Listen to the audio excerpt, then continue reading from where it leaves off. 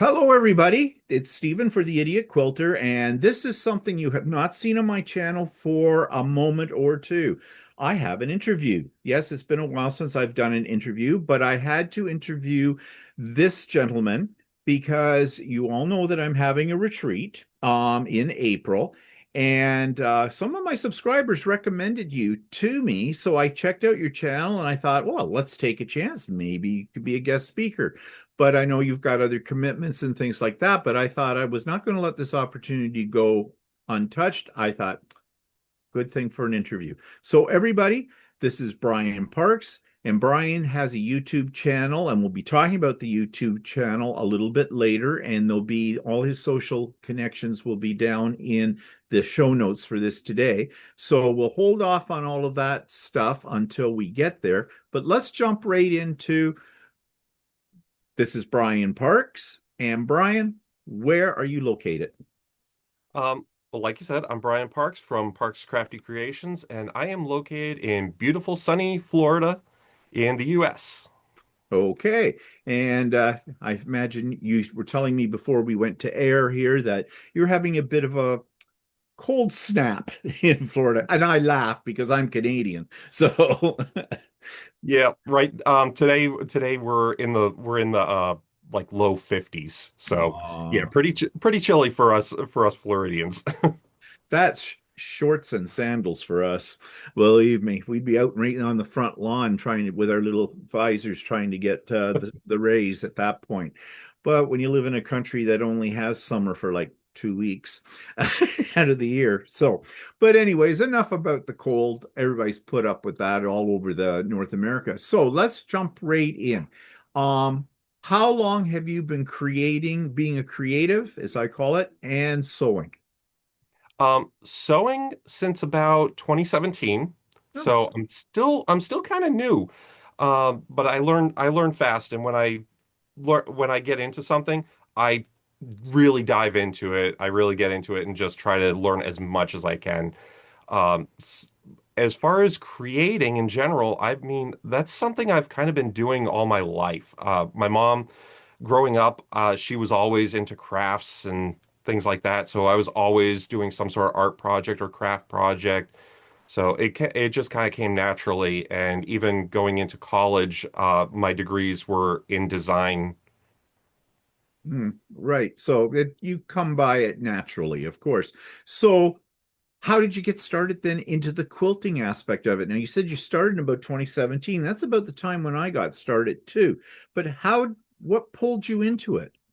Well, it's more sewing, I do more apparel and that sort of thing, than I do quilting. And the reason I got into that, back in around 2016 or so, I started watching some YouTubers that I follow, and they were going to something called Dapper Day over at Disney.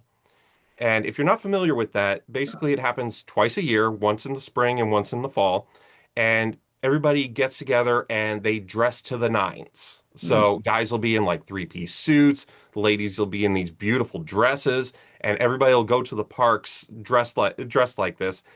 And a lot of people, they'll design their outfits around like a character or an attraction, and they do something called Disney bounding. So you'll pick a character and you'll kind of design your outfit around them, not duplicating them like a costume, but using little inspirations from them that you kind of go, oh yeah, that ties into that character's shirt, or oh, that ties into that character's bag, or something like that.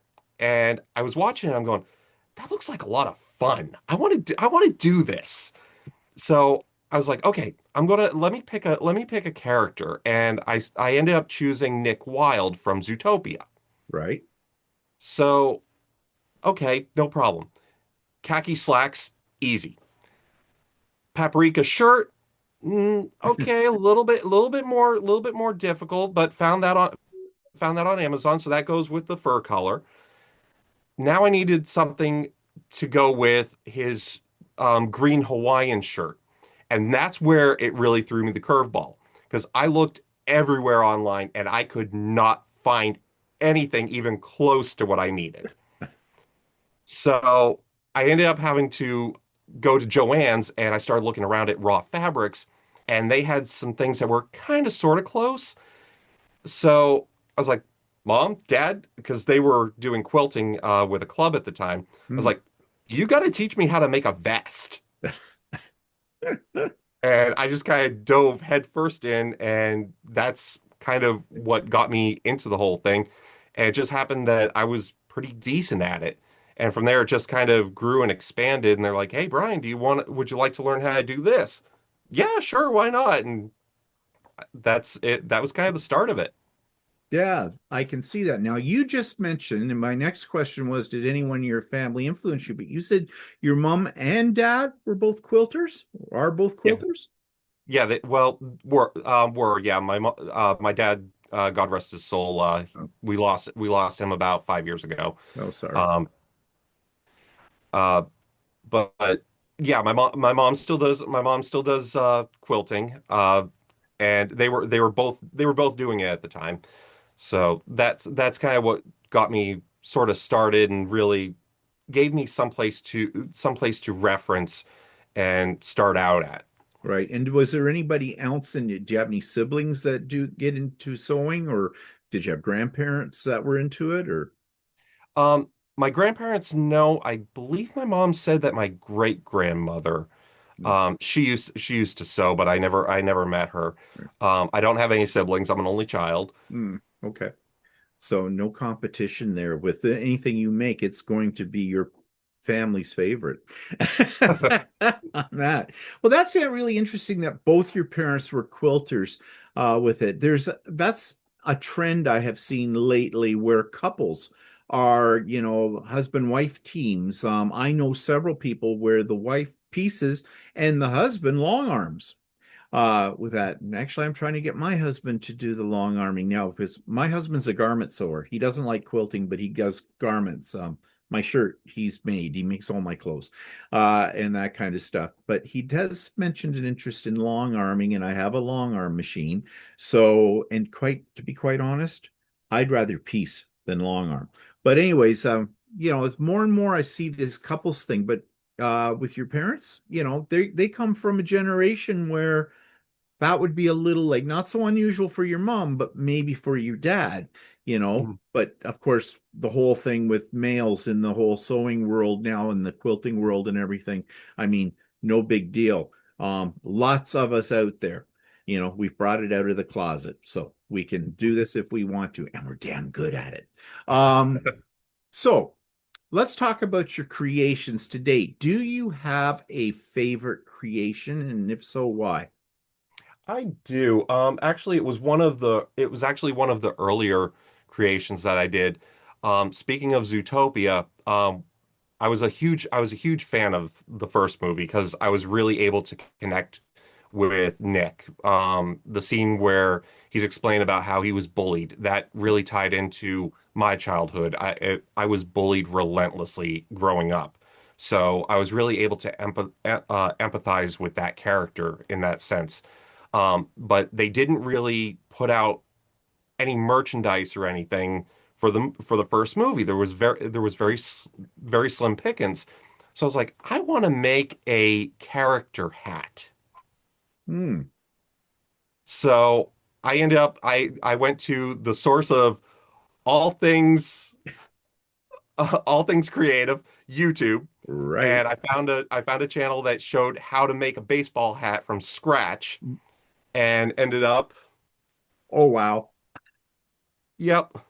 So of course it's got the It's ears and got all the that. ears, the whole bit. That is so cool. And how But far into your sewing career were you at the time you made that hat? I think that was about a year in. Oh, that's pretty ambitious. I think it's pretty ambitious for that length of time. I wouldn't even try to make one of those now. No way. But that's really quite cool. I love that. I don't wear hats because it'll mess up my coif, but that's just me. So what type of sewist would you? I don't like to use the word sewer because people call it a sewer.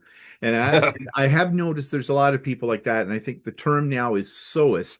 Do you describe yourself as, do you lean towards traditional, modern, free form, experimental, exploratory, eclectic? I'm asking you to do something very hard here. I'm asking you to put a label on your creativity. Um, I'd have to say eclectic. And why? So like some of the garments I do are very traditional. I do the waistcoats and more formal attire for like the Dapper Day things. I also do like Hawaiian shirts, so more casual. Then of course like the hat, that was getting to into really experimental territory. How do I add ears to this? How do I put together an entire baseball cap from scratch?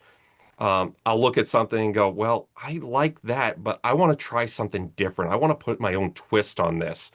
So I'll experiment with things. So yeah, I'd say eclectic would be a good word for it. Well, you want to know something? I ask this question in all my interviews, and I always get the same answer. Most people will say they're eclectic, that are a true creative. They want to branch out, they want to try new things, like you trying hats. How do I put ears on it? That kind of thing. And I think that's the beauty of being a sewist, being a quilter. Really the sky's the limit. It's your imagination. That's what I love about it, the creativity, because I've always been a creative and I just love that, figuring out how to do something I've never done before. It's the challenge. And yeah, so I can see that in you as well. So now your background is all blurred out, but do you have a dedicated work area in your home? I I do. It's about a 10 by 15 space. So just like an extra bedroom or something like that. Is it? Yeah. Yep. And was this a spot you had before you started into sewing, or is this a space you created as you got into sewing? Yeah, when I moved into the house, originally it was kind of my studio area. Hmm. I was doing like children's book illustration, animation, that sort of thing. So I had my drawing desk set up in here. I've got a soundboard over here. I've got a computer set up over there. So it was all kind of set up. And then when I got into sewing, that's when like the cutting table went up, the drawing table went down, and the um, the sewing machine table that went up. So it's just kind of evolved a little bit over the years. As it But yeah, does. the room's been there. Yeah, as it takes over your house. Yes, I swear we need a bigger house or at least an addition anymore with it. But so speaking of all of this, so you said sewing machine. Do you only have one? I've got three. Uh-huh. I knew you were going to say that. So what's your brand of sewing machines? I've got three. Um, my very first one was actually a hand-me-down from my grandmother. It was a Necky Oh, sewing machine. I've never It's heard of that. yeah, it's I if I recall right, it's more popular over in like Europe. Mm. It's not as big of a company here in the US, to my understanding. But then I branched out and I ended up with I think I want to say I got the Husqvarna Viking. Hmm. I've got a an embroidery machine slash sewing machine. Right, And combo. I think that came before the Singer Quantum Stylus, which is what you see on most of my videos. Oh, okay. Yeah. So out of those three machines, which favorite? I know it's like picking your Hmm. favorite child, but It depends on the task. okay. Good Really answer. depends on the task. If I need to do something more heavy duty, then I'd say I'd go with the Necky, because it is the older mechanical steel mechanical machine. Right. But for more everyday lightweight sewing, then the Singer Quantum Stylist. Yeah, okay. So now you mentioned that you've got an embroidery machine. Is that the Quantum? No, that's the it's the Jade. I believe it's the Jade 35. That's the Oh, Husqvarna Viking. oh, okay. So do you do a lot of embroidery? Here and there. I mostly use it for like embellishments. Um, Right. right now, because this hat's actually hitting the end of its life. Mm. I've been working on a new one. So like adding the eyes on this one, I had to actually piece on Oh, okay. the different fabrics. On the new one, those will be all embroidery. All right. Yeah. So things like that, or adding like names to things, or different embellishments. Yeah. I'll use it for that. I'm not really heavy into it. Oh, I am. I have an embroidery machine. Like I have quite a few machines in this house. We could have a sweatshop. You name it, we've got it. And we have mostly duplicates of it because my husband's upstairs in his sewing room and he has a cover stitch machine. He has a serger. He has a Janome. We're Janome boys, mainly because that's who we had out here in our area. And he has a Janome embroidery machine. I have a serger. I have a Janome embroidery machine. Two. I have two Janome machines actually. One's my travel one, and that kind of thing. So yeah, you collect them as time goes by, that's why I said I wasn't surprised that you had more than one. I would have been surprised if you'd only had one machine. So yeah, I love doing machine embroidery. I do all kinds of that as well. And I love trying to integrate it in with my quilting as well. But so what's your favorite? Do you have a favorite tool? And what I mean by that is, do you have something that you reach for all the time you could not live without? And don't say your sewing machine. So I'm going to actually throw a curveball on this one. Okay. I'm going to say it's one of the tools in the sewing room that is probably I would call it the unsung hero of the sewing world. And that would Steam be my River. iron. Nope, my iron. Oh, okay. What have you got for an iron? It's actually just a little chi iron. Oh, haven't heard of that. Yeah, the brand's actually very well known for like hair irons. Oh, Like for like flattening hair. yeah. That's what they're really known for. But they also put out a line of irons that I've found to be very good. Hmm. And that one kind of came about because my other iron broke down Hmm. and I needed something, went to the store, found and I wanted something pretty decent. And everybody was going, well, get the Aliso, get the one that pops up. I'm like, Yeah. I'm looking at it saying, that looks like something that's just going to break and cause problems on me. So I'm I, laughing at this because I've had two of them. Yeah. okay. So It, it, you know what I'm talking yeah, about. they were a great iron. I got it because it popped, because that's what sold me on it. Well, then one day my pop didn't pop anymore.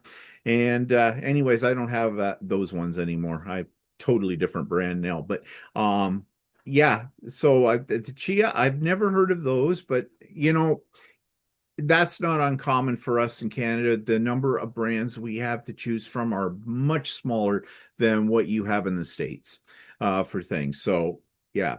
So this one's working out for you, then I take it. Oh yeah, this one I've had since about 2020, Oh, and okay. Well, it's still going strong. So well, that's yeah, good. I really like the brand. So Now, my next question I usually ask to quilters because I think I know the answer to it for you, but are you a steam person? I am Okay. Well, guilty as charged. yeah, well, if you're sewing garments, you have to have steam, right? I know with quilters that is a big debate, steam or no Hmm. steam. And I used to be all the time, oh yeah, steam. Then I figured out something that I didn't know. The steam was shrinking my fabric. I wasn't getting accurate. I mean, I'd make something and it would be about a quarter to a half an inch smaller than what's supposed to be. And so I stopped using steam. Not a problem after that. So I was a convert. Before I was, no, I have to have my steam. Might have been why I burnt out about 4 irons too, over steaming. But okay, so if you had though all the money in the world, is there a piece of equipment you would invest in? There is. I know I'll never see it in my lifetime.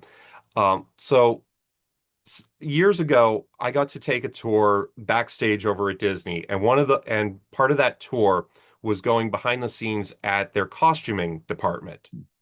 And they had a piece of equipment there that it was a mechanical robotic cutting machine. Ooh. Oh, all So basically, computerized. so basically you put the fabric down on this flatbed. It has little pinholes all over it that suck the fabric down to tighten it down so that it doesn't move. You load in the pattern and it automatically cuts out the pattern for you. Oh my God, that would be amazing. Oh, yeah, I could see that. I'm sure they're tens of thousands of dollars, though. That's the problem. Probably huge too, right? Oh yeah, it's the thing was bigger than my room. Oh yeah, but boy, oh, I'm thinking of all the fabric I have to cut when I'm doing a quilt. Of course, mind you, these things are meant for mass volume, I'm sure, but nevertheless, one can dream. I love machines, and I have a feeling you like machines and technology too. Yeah. Yeah, that's why I got into sewing. I was fascinated by the sewing machine. I had no desire to sew, but saw a cheap sewing machine at Costco one day and thought it was paper crafting. Hey, this would work with paper crafting. And well, that's a whole another show in itself about how I actually got into quilting. And it's not me, it's about you. So let's get back to you. Is there anything else you would like to invest in that might be more within your sights in the future? Or you just have everything? Well, the thing is, I'm pretty satisfied with what I've got. If anything, um, probably a more robust embroidery machine, Hmm. just to make it a little bit easier. I don't have one that has a the touch panel on the side Oh, okay. where it looks like the little iPad attached Yeah. to it. Yeah. So I'm trying to do everything through a more it's not really mechanical, but it's a little bit more primitive Yeah. menu system. So to have one that was a little bit easier that I could actually see, okay, this is where the embroidery is going to go without kind of guessing and drawing lines and all that, I think that might be more in line. Oh, you need that for sure. I mean, that's what ours are. Ours have the panel, the touch panel, and everything.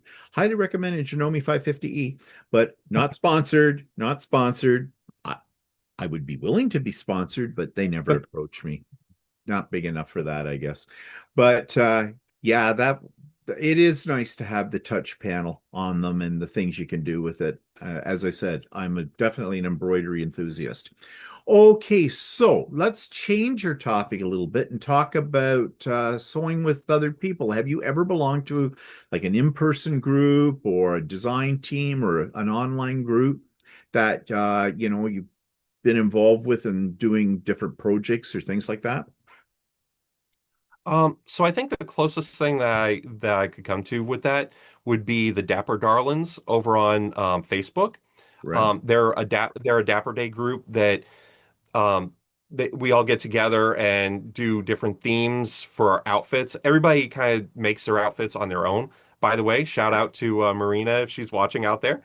Um, uh, but yeah, they so they'll meet up at like the Dapper Days. They'll do other days at like Universal Studios, and they'll come up with a theme, and everybody will get together. And it's just a really fun group and real creative group. It's always nice to see what other people came up Yes. with. And I find when you're involved with another group, whether it's online or physically in a group where you're just actually all sewing together, I find it inspiring and I get a lot more done when I'm working with a group. For some reason, you would have thought it might be the opposite because too many distractions when you're trying to concentrate, but I find it the exact opposite with that kind of thing. Now, every time, I just have to say this as an aside, every time you say Dapper Day, I think diaper day. And that's a whole different thing. That's a whole different thing. And that, but I just giggled to myself. Well, I'm like that. Okay, so now what about have you ever had any desire to belong to like a guild or something like that or a design team? Not really, because I work full time. Yeah. So 8:30 to 5, I'm working, and then I have to do this. after hours at home. And then on the weekends, I usually go up to mom's house and help her up there. So my hours are pretty limited. Limited. Yeah. Yeah. You don't have the luxury of time that I have as a retired person. And retirement is glorious. I can tell you that. So just before we move away from this line of questioning, so if you don't mind, what is your like in general, what's your day job? Is it a job that is involves your creativity and that kind of thing? Yeah, so my actual job title is graphic designer. Hmm. I work for a woodworking tools company, doing all of their marketing. So anything like email marketing, we do a physical print catalog, so I do the designs for that. Any of their banners, anything. Basically, if it's a creative that goes out in front of our potential customers, I have my hands in it. Okay. It's because the reason I asked you that question is because you're working a full-time job and it is a creative style of job, do you come home and you start working on your own projects and things like that and on the weekends and after, do you not feel a little bit overwhelmed with the two, or is it enough different from your day job that your evening pursuits and your weekend pursuits and your creative hobby are sort of more rejuvenating? Or I mean, basically, are you worn out before you Um, get home? So physically sometimes, mentally, so it's kind of they're really two different animals. Uh, when I'm doing design for uh the company, I'm I'm playing within certain boundaries. Hmm. They're I have to do everything around their color scheme, their design styles, things like that. I'm kind of boxed in. And I'll be given assignments that, hey, we need a this, hey, we need a that.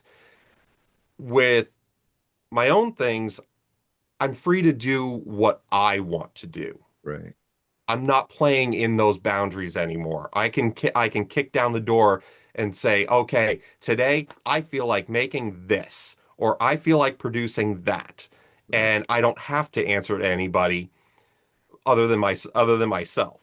Yeah. So there is that. It's yeah. So in short, yeah, it's two different. It's really Yeah. two different animals. So you basically, when you come home after work, you're unshackled and you can get into what Bingo. you want to do. Yeah. Well, that's a good thing. That's a good thing. Yeah. Okay, so let's talk about getting supplies and materials. Now, fabric right now is gone sky high in price, you know.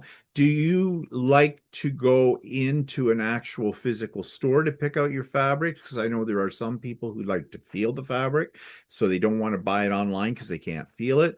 Or are you more of an online shopper because there's maybe a greater access to what you can get, or a combination thereof? A little bit of a combination. So I do prefer to be in person and see the fabric and be able to feel it. But if I know the brand, then I'll be comfortable buying it Yeah. online.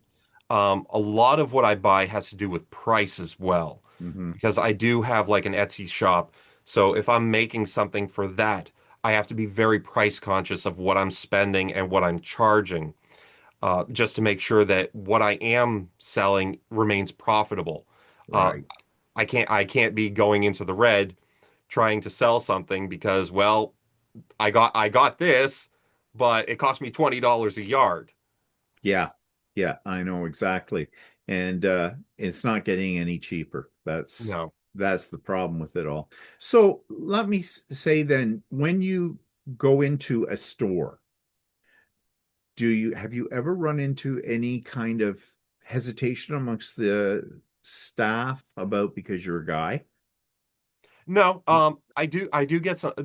I have run into some looks Hmm. where people will go like, especially at like Dapper Day, people that maybe aren't into it. They haven't showed up, they haven't shown up dressed up for the Mm, occasion or whatever, and right. they don't really know about it. And they'll go, oh, your mom made your Oh, outfit for you. Like, no, I made it myself. And matter of fact, I made her skirt and her blouse. And I'll get some looks like, really? yeah. Well, the reason I asked that question is it has been rare that anybody's ever looked sideways at me anymore when I go in for fabric. But when I first got started, I mean, that's only 2017. It's not like back in the dark ages. They would come up to you and go, hi, can I help you find something? Are you looking for something for your wife, girlfriend, mother, sister, whatever? And I go, well, I'd look over at Walter, my partner, and say, I don't know, you can ask my wife. He's standing right here. No. And then they go, oh, okay. And then you start like, I want, okay, a bolt of that, a bolt of that. I want that, I want that, and the whole bit. And they go, ka-ching, ka-ching, ka-ching, and money just changes it all with it. But that was when I first got started. Now, nah, nobody bats an eye because there's so many of us men that are in this world of it now. So it's not so uncommon.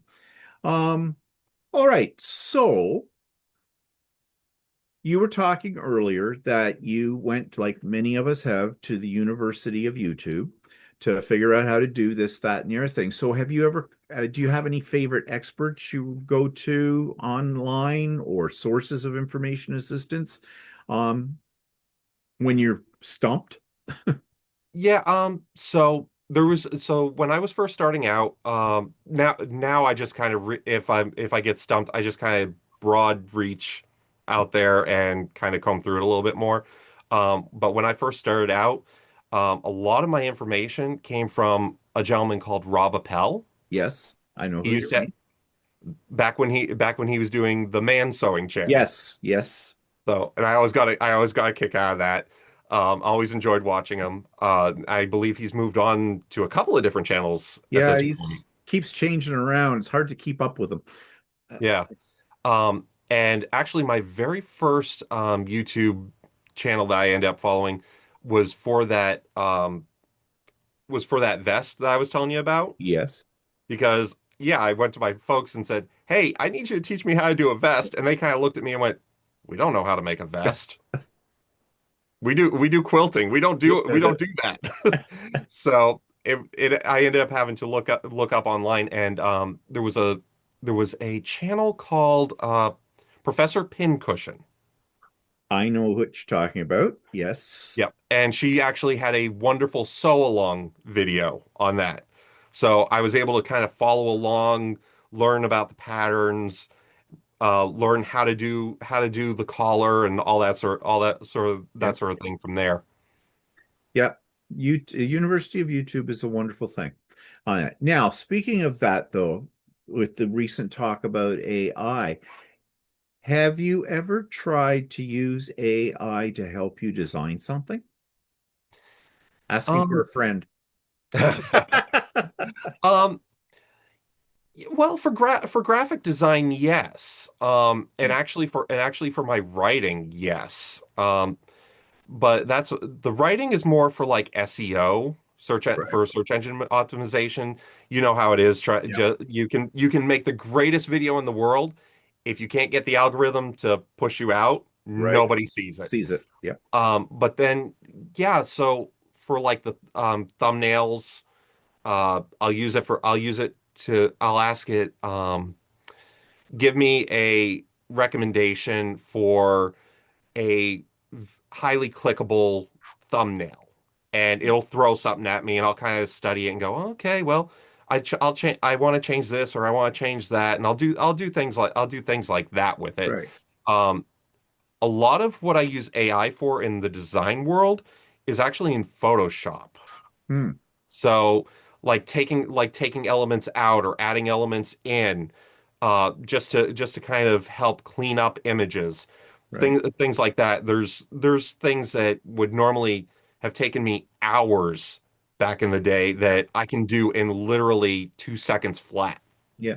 I love AI. I hadn't thought about doing it though for with some of the things you're talking about, but I use it like a brainstorming kind of a thing. When I'm trying to think of a topic for my channel, I will have a conversation with AI, and that gets me thinking about other things to do and that kind of thing. So, I mean, right now there's a lot of controversy about AI and all that, but I think, if one uses it carefully and for a very specific purpose, and not for evil reasons, it is a wonderful tool. And I do think that, well, I've already tried it. I've had it do a pattern. Uh, I told it what elements I want, and it was kind of spooky. I didn't actually make the pattern. There were problems, but give it another few months, uh, it'll be designing things. Um, and actually, speaking of designing things, do I guess most of the things that you make are your own design. So you're more of a make your own pattern kind of person, I would assume. Um, not as much. So one of the things that I actually would love to learn to do down the line is how to do pattern making. Mm-hmm. It's very complex. Yeah. I've looked That's into one it. that is one of the things I'd really like to dive into and really learn. I can do some alterations to them. Hmm. I understand enough about geometry and shape and all that to be able to go, okay, I need to make this space wider. So I need to adjust this curve, Yeah, or I need to make this spot a little tighter, so I need to adjust that curve. I know enough to be able to do that, but I don't know enough to be able to go, okay, I want to make a shirt that has this look to it, so I need to make a piece that's shaped like this. right. Yeah. Yeah, that's yeah, pattern writing is definitely a skill and it takes a lot of practice. I write patterns. Um, but they are, well, how can I put it? Quilt math, hard. Uh, especially, and don't get me into about angles and geometry on things because I am angularly challenged for sure on stuff. But yeah, but I think AI eventually is going to get good enough and not that long that we'll be able to say, hey, look, you could ask it a question like, I need to know how to make what I need for this curve. And it'll say, here you go. This is what you do. So I don't know if that makes us lazy or just we're just making very good use of the technology. And speaking of technology, let's talk about your YouTube channel because that's how I found you. With that, one of my subscribers suggested you to me. So I went and I'm always looking for new people out there. And I like to promote other people's channels as well, especially when people are just getting started. Like, how long have you had the YouTube channel? Um, so only for a little over a year, actually. You have a lot of videos for somebody that has only out for a year. Yeah, I try to be pretty consistent. I try to put out at least one video a week. Okay. And do you put those videos out on a specific day each week? Like, and I'm asking this because I know some creators, like I have a definite schedule, but most creators, I think, do have a schedule because this is how you, okay, this is a secret. We're not going to let anybody listening to this know. This is how we train our audience. But so do you have a regular schedule or is it just, once a week, but it might be a Tuesday or it could be a Thursday? Um, so when I first started out, it was every Monday, but it quickly became apparent that that wasn't always going to be able to happen. Mhm. And especially around holidays and things like that, it just isn't feasible for me. So now it's somewhere between Monday and Wednesday that video will go out, and so it depends too how long the video is, Yeah. how involved it is, how many shots I've got to get. So if it's something that goes together quicker, it'll go out earlier. If it's something that I need a little bit more time on the editing end, it'll go out a little bit later. Yeah. But I try to be as consistent on the day as possible. So right now my target day is every Tuesday. Mm. It might be later almost towards midnight on Tuesday. Yeah. Or it'll be very early morning, like 1 a.m. on Wednesday. Yeah. What people who watch YouTube videos and are not a content creator don't understand is all the the production that goes into it. And yours are very, very, as I said to you before we started on the interview today, yours are very, very professional, and that comes from your background. You know how to edit and do all that stuff, which is very apparent. And I think that's what is part of the not just the content of your videos, but how the content is presented. It's very professional. So let's talk a little bit about for anybody who's never been to your YouTube channel before, what can they expect to find on your channel in terms of the content? What kind of things are you talking about and showing? So I try to cover a wide basis. I try to make sewing feel approachable, creative, and just generally fun. I do a lot of beginner-friendly education, a lot of beginner-friendly projects, but I also try to do projects that are practical and usable. So I've taught how to make like pattern weights, custom ironing boards, time-saving tools, things that they're not just cute, they're functional. They're something that you can use. Um, and then there's things that I get into with like creative inspiration. So things like um, the Dapper Day outfits or designing your own fabric, things like that. And I try to build in projects that are confidence building. Right. So maybe they're just starting out, they don't really know what they're capable of. So I'll try to put out projects that I feel anyone can really do if they put a little effort into it. Um, Even when I started out, there was the whole feeling of I don't know that I'm good enough to be Mhm. able to do this. Yes. And just kind of underestimating where I was, even just starting out. If you don't try it, you'll never know. So I try to do projects on there that help build that confidence and help get the person to realize, no, I can do this. I am pretty good at this. And I want to build on this and just kind of be the stepping block. There are some videos on there that are more advanced. I did a video on how to do the vests that I make. I did a video on how to open up the side seam of jeans and put in elastic there so that okay, this pair of jeans I've got is a little tight. Happens to all of us. Uh-huh. Um, okay, so are they going to the thrift shop or getting thrown away? Well, no, we can tailor that and it's not all that hard. You just gotta kind of go, all right, I'm going to do this. And just build up the confidence to take out that seam ripper, rip out the seams, and do what you need to do. Well, I think that's really great that you do that because when I first learned how to when I first got into quilting, as I said, I was watching lots of YouTube videos, but I was really tired of seeing suddenly the magic of television. They've got all this fabric on the table. Bingo, next shot, it's done. And never saw a mistake. And I was making mistakes and I was really getting down on it. I was thinking, I really can't do this. I don't have the talent. Well, I persevered, but that's why I started my channel to show what I called idiot mistakes.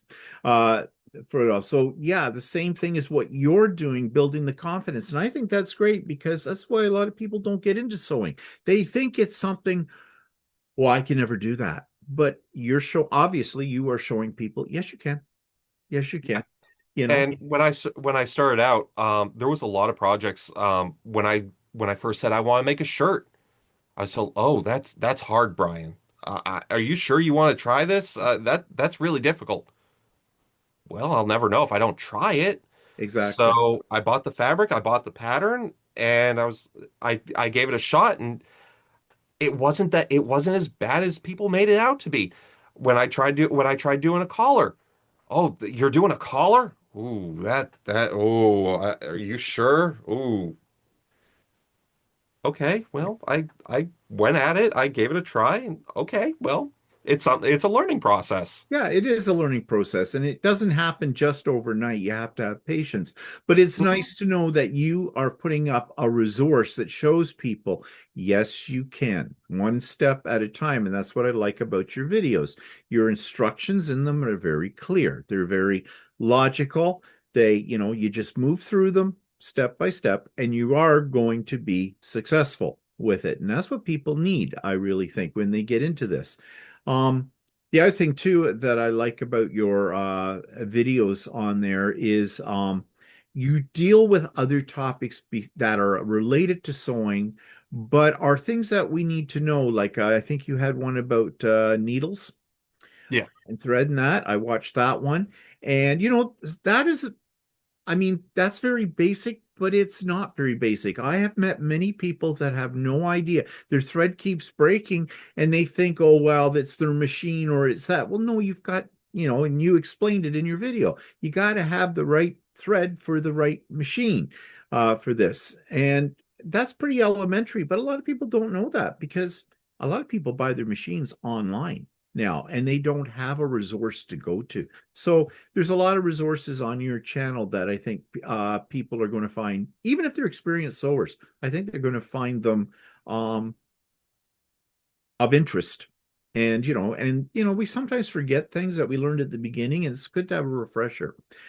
So do you have any challenges or goals or for where do you want to see your channel go? Let me put it that way in the future. You've been on for a year and to keep ourselves on YouTube, we have to reinvent ourselves every so often, or at least extend ourselves a little bit. So, do you have any ideas where you want to go with your channel?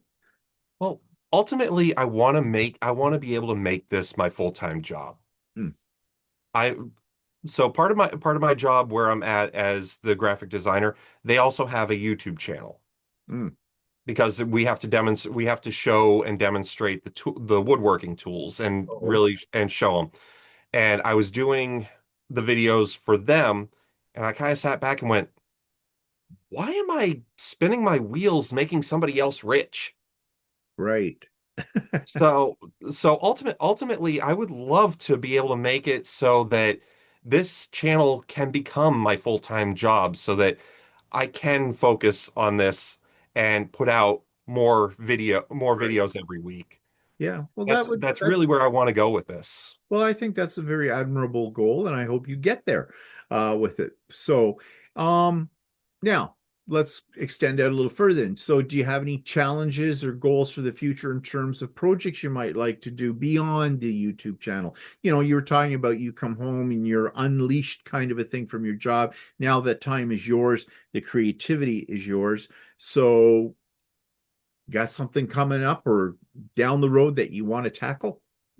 Well, like I said earlier, I really want to dive into pattern making and understanding patterns a lot more.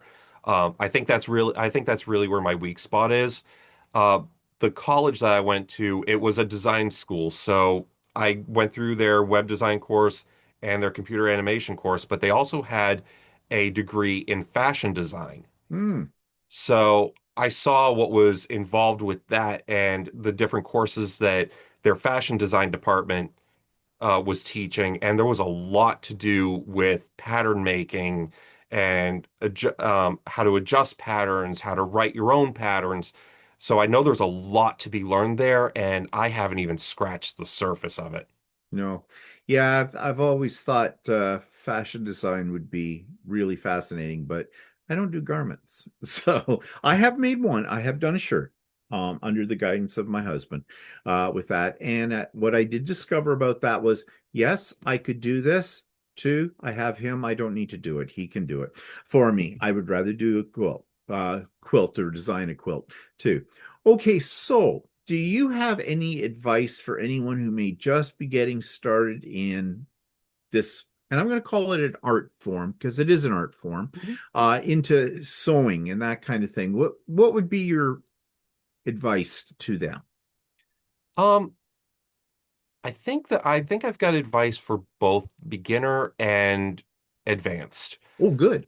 Um, so for the beginner, I'd say, like I said earlier, don't underestimate yourself. You never until you try something, you never know what you're fully capable of. Don't discount yourself right out the bat, or you're never going to know. You're never going to find out. If there's something you want to learn, go for it. Try it. Uh, don't let yourself get held back with that thought of I'm not good enough or I can't do that.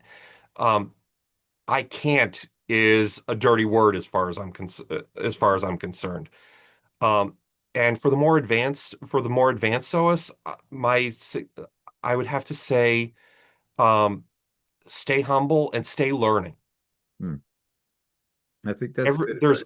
there's always something for all of us to learn. Nobody knows everything there is to know. So even a more advanced SOAS talking to a beginner, listen to what the beginner is saying. You never know I think roles as you grow in this hobby, kind of switches. Hmm. When you're beginning, you're soaking up everything that you can. As you become more advanced, I think your role becomes more of what nugget of wisdom can I take away from this conversation?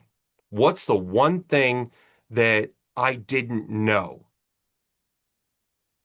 Yeah, I think that's very good advice because I live with, I guess for me, I consider myself a lifelong learner.